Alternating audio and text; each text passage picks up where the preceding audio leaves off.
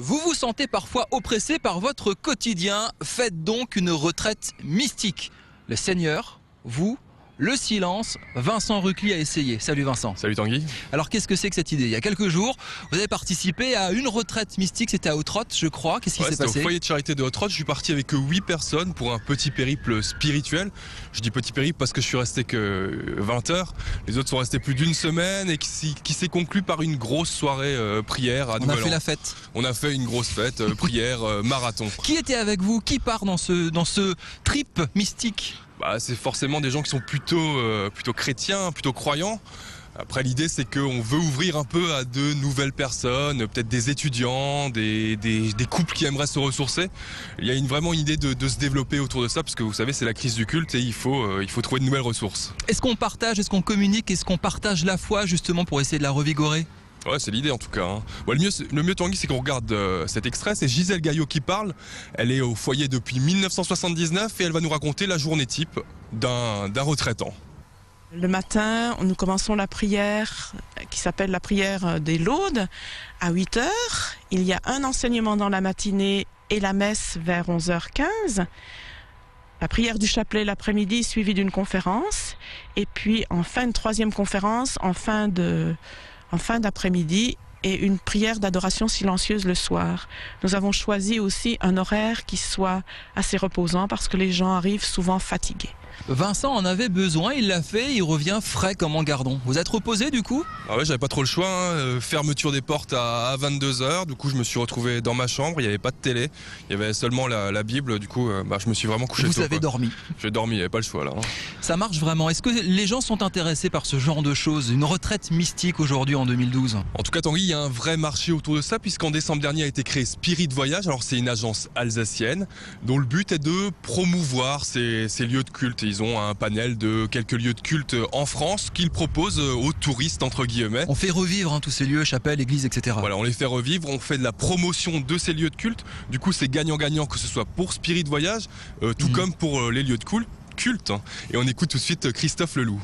Nous nous sommes rendus compte que la fréquentation de ces lieux était relativement faible et confronté à la nécessité d'améliorer à la fois le confort des personnes accueillies, mais aussi de se mettre en conformité avec les réglementations liées à la sécurité des personnes. Eh bien, ces centres avaient besoin d'améliorer leur fréquentation pour générer la ressource leur permettant de financer les travaux à venir.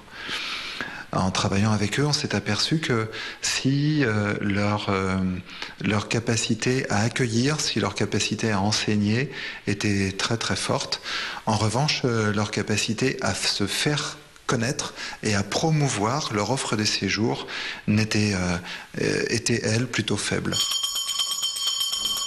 Alors Vincent, dans cette fameuse retraite, je vous le rappelle, vous étiez à Hauts-de-Rotte, vous avez pu approcher les gens, communiquer. C'était quoi l'ambiance? Qu'est-ce qu'on vous racontait? On va pas raconter grand-chose, puisqu'en fait la particularité de cette retraite, c'était que c'était une retraite silencieuse. Donc, pas le droit de parler? Ils avaient le droit de chanter les louanges de Dieu, et on avait le droit à un peu de musique pendant le repas pour éviter les bruits de bouche. C'était du bac. Faut être motivé. Bah ouais, faut être motivé. Hein. Justement, j'ai rencontré Sophie et Victoria.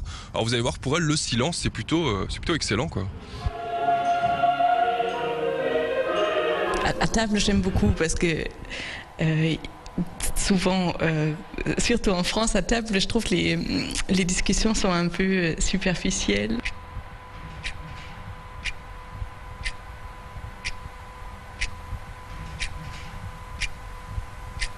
Là, je trouve que c'est pas un silence pesant parce qu'il est habité et qu'on a de quoi réfléchir, se nourrir dans la lecture, dans la prière. Voilà, et on découvre les autres aussi dans ce silence par des petits gestes, des petits sourires, des petites attentions.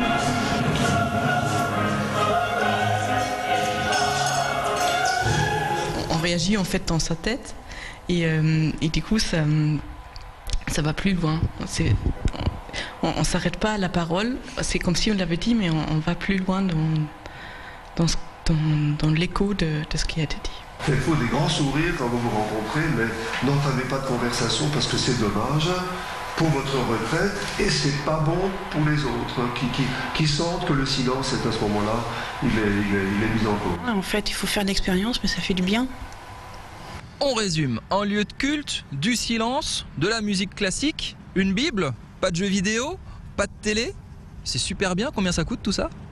L'avantage c'est que ça coûte rien. En fait, l'idée c'est qu'on donne ce qu'on veut. Il y a une enveloppe à la sortie du foyer. Comme à la quête, à la messe. C'est comme à la quête, voilà.